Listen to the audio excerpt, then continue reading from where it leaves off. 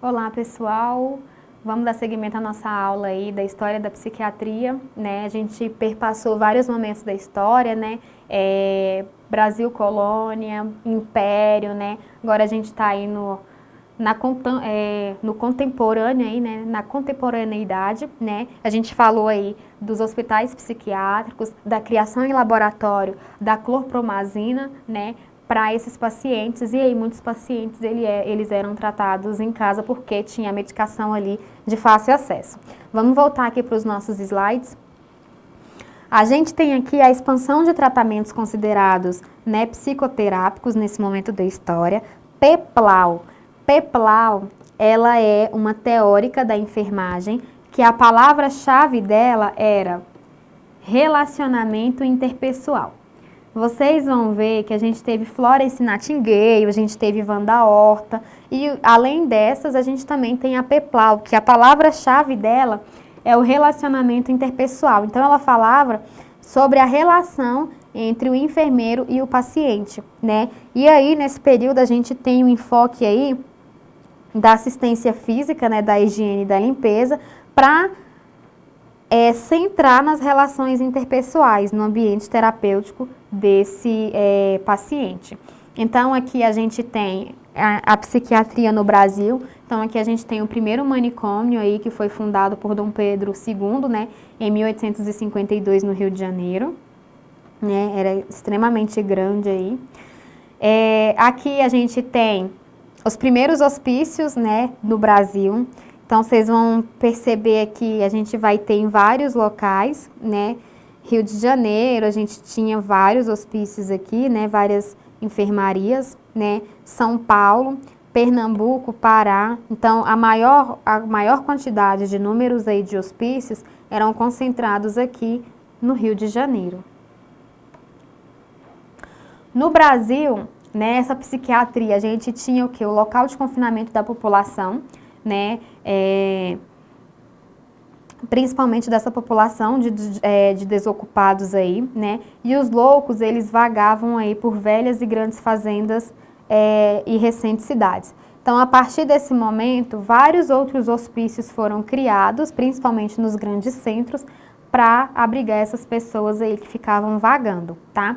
Nas cidades dos interiores, a gente tem a presença dos manicômios, que eles só vão surgir quando o desenvolvimento e a urbanização chegam lá, né? Então, os manicômios, eles eram construídos em locais afastados da cidade, tá? E a característica dos manicômios brasileiros, eles eram frequentados pela maioria da população mais pobre, tá?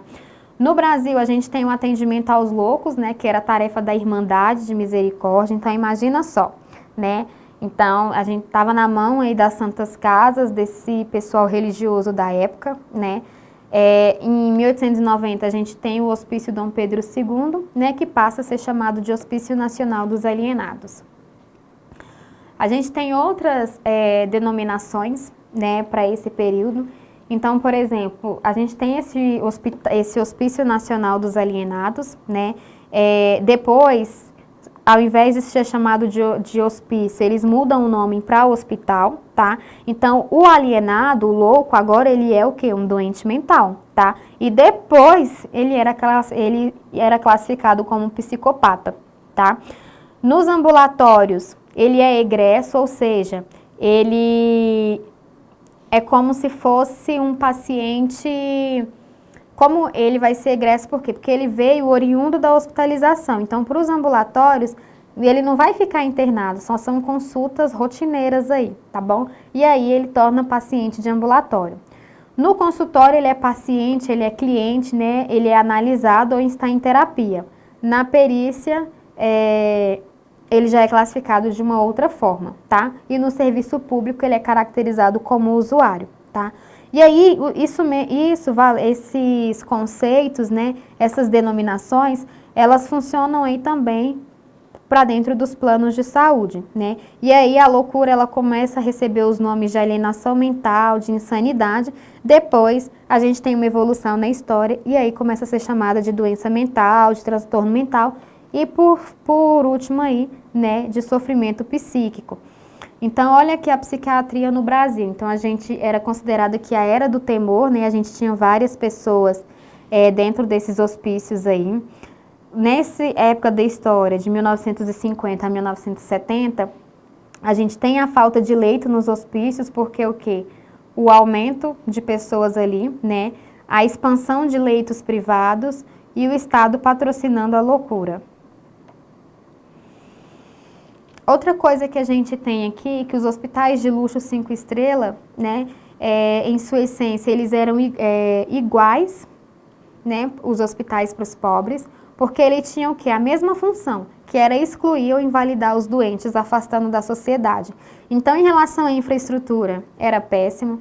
Em relação à higiene, os banhos eram coletivos. A medicação, ela era distribuída sem critério. Então, antigamente a gente não tinha cada indivíduo, né, cada paciente, ele era classificado de acordo com o transtorno que ele tinha. E aí ele ia receber a medicação de acordo com o que ele apresentava, de acordo com a doença que ele apresentava, tá? Então a medicação não tinha controle, ela entrega medicação para todo mundo de forma igual, né? E às vezes a medicação ali entregue num paciente, né, que tivesse uma doença mental aí, que não precisasse daquela medicação, né, ia desencadear aí outros processos a nível geral, né, a nível geral do organismo, quando a gente fala a nível geral aí da ação do medicamento, quando a gente vai falar das propriedades farmacológicas, né, mas não tinha esse critério. Então, tinha o hospital de 5 estrelas e o hospital lá para os pobres, que eles funcionavam no mesmo patamar. E o eletrocautério, essa parte aí de eletrocutar os pacientes, né, dar choques, eles eram utilizados nos 2 hospitais e eram feitos aí para castigar essas pessoas. Era uma forma de punição aí, dar esses choques, né, nessas pessoas que estavam internadas, tá bom? Uma coisa que eu ia falar para vocês, que eu citei aqui, mas eu não falei, foi em relação, a gente já deixa de ter o conceito de louco, muda esse conceito de loucura e a gente tem o quê? Já começa a ter o conceito de doença mental, de sofrimento psíquico. Então, vocês percebam que nesse período da história já começa a introduzir as terapias, né?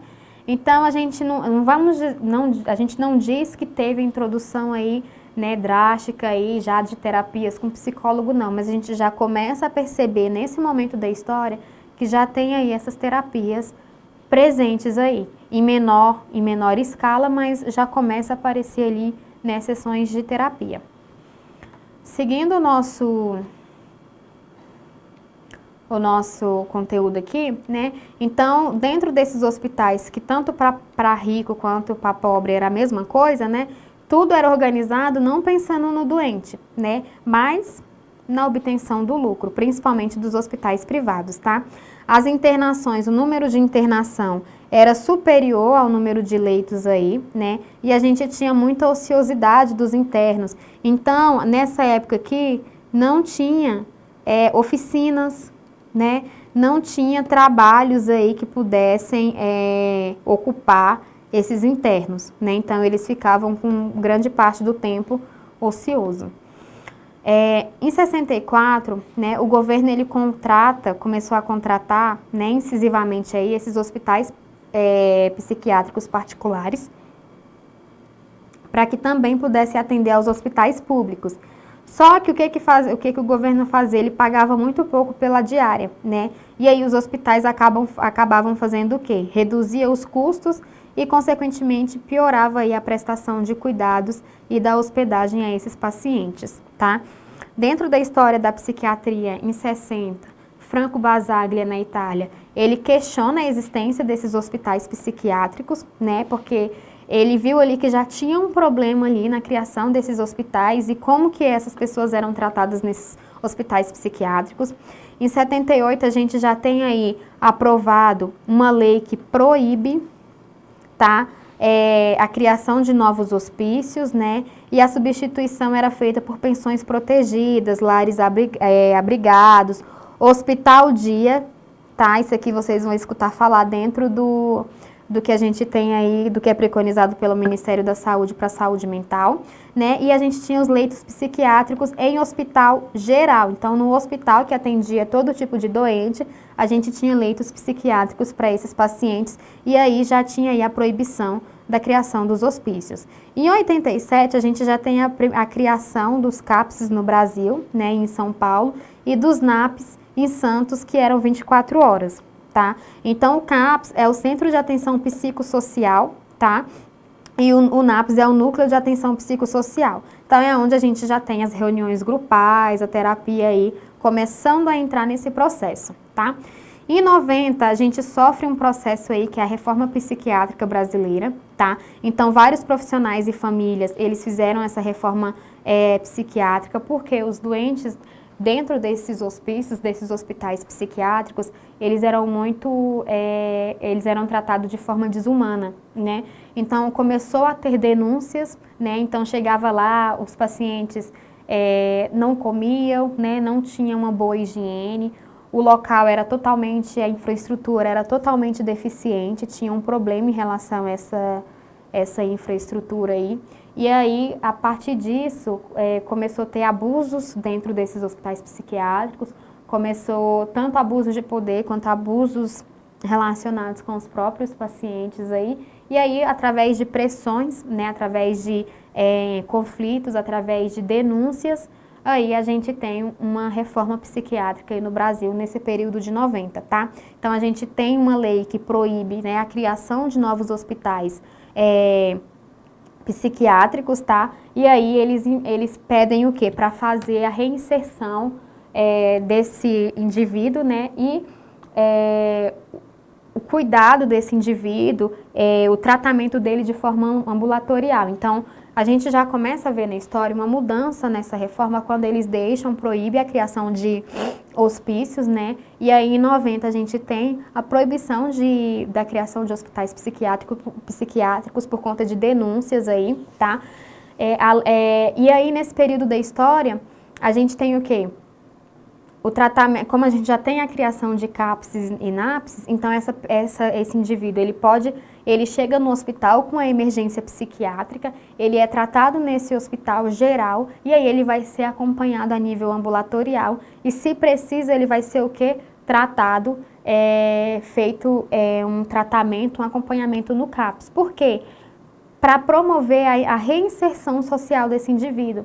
A gente tinha essas pessoas muito marginalizadas pela sociedade, tá? Então, a sociedade, elas não fazia reinserção desses indivíduos aí no meio, né? E aí ficava indivíduos desprezados, né? Indivíduos considerados inúteis, né? Então, a gente tem aí nesse processo de CAPS, né? E desses núcleos aí de atenção psicossocial, né? A gente já tem a incorporação aí, já tem a reinserção social desses indivíduos, tá bom? E aí a gente tem a proibição desses hospitais psiquiátricos, porque na história, né, teve bastante problema em relação a agressões, violências que aconteciam dentro desses locais, tá? E aí, quando a gente tem essa reforma psiquiátrica, a gente tem o que a gente chama de uma mudança aí, né? Então, não tá saindo a palavra de jeito nenhum, mas a gente tem o que a gente chama, vou mostrar aqui no slide para vocês. A gente tem aqui uma desinstitucionalização aqui, uma mudança, né? A palavra não sai de jeito nenhum. Por conta aí dessas mudanças aí da reforma psiquiátrica, tá bom? Avançando o nosso conteúdo, em 92 a gente já começa aí a ter movimentos sociais, né? Os brasileiros, eles começam aí a aprovar, né? A gente tem a aprovação de leis que determinam leitos psiquiátricos em hospitais gerais, tá? Hospitais aí do SUS, mas integrado à saúde mental desse indivíduo. Em 2001, a gente tem a Lei 10.216, né, que vai direcionar as atividades em relação à assistência da saúde mental desses pacientes, né, o cuidado com esses pacientes, além da proteção e direitos desses doentes e o funcionamento diário aí do CAPS, tá? Além do financiamento pelo Ministério da Saúde para serviços abertos, né, em substituição aí a esses hospícios. né? Então, nesse processo, né, dessa reforma psiquiátrica, a gente tem o quê? Que deslocou o centro da atenção da instituição para a comunidade e para o distrito, né? Então, a gente tem o quê? A deshospitalização, é tirar essas pessoas aqui de dentro do hospital e tratar elas em ambientes mais favoráveis, né? Oferecer espaços que elas pudessem ser atendidas fora do hospital. Então, aqui é um exemplo de um CAPS, né? Então, é oferecer, ampliar o serviço ambulatorial para esse tipo de pessoas que precisam da medicação, fazem uso da medicação e precisam, né? A incorporação da saúde mental na estratégia saúde da família é você ter o ACS ali te visitando, tá? Verificando se você precisa renovar sua receita para pegar nova medicação.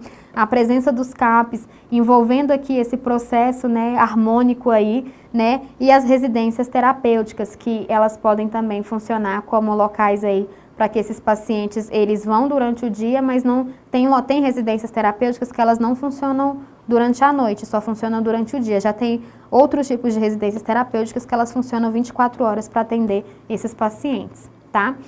Então, a doença mental, ela é caracterizada, né, como o estado em que a pessoa não consegue desenvolver ou manter em funcionamento harmônico, né, em seu grupo cultural ou em sociedade, né.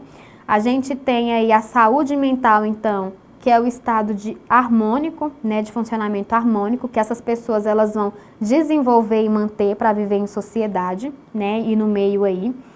A gente tem alguns critérios definidores da saúde mental, como, por exemplo, atitudes positivas em relação a si próprio, né, o crescimento e desenvolvimento e a autorrealização, a integração e a resposta emocional, autonomia, autodeterminação, percepção da realidade, domínio ambiental e competência social são alguns dos critérios aí que estabelecem uma boa saúde mental, tá? E aí, a partir dessa aula, tentem analisar aí em vocês como é que anda a saúde mental de vocês aí. Será que vocês passam em algum momento por processo de loucura, né? Será que às vezes, né, tem indivíduo que fala assim, eu tenho as minhas loucuras, né? Então, quando que essa loucura, ela é, digamos que saudável? Digamos, como que até que ponto essa loucura ela é saudável? Como assim, professora? Até que ponto aquilo ela não está te prejudicando? Essas loucuras que você tem não te traz um prejuízo. Exemplo, vamos supor que a gente tem, né, um casal aí em que o homem ele é um homem possessivo, é um homem que começa a apresentar transtornos e aí começa a prender essa mulher, começa a ter muitos ciúmes. Até que ponto essa saúde, né, essa loucura desse homem por essa mulher está sendo perigoso? Será que no início ali parece não ser nada, mas depois começa a ser bem perigoso? Então, analisem aí depois como é que anda, né, a saúde mental de vocês. Finalizo aqui essa aula sobre reforma psiquiátrica e a gente se encontra aí nas próximas aulas.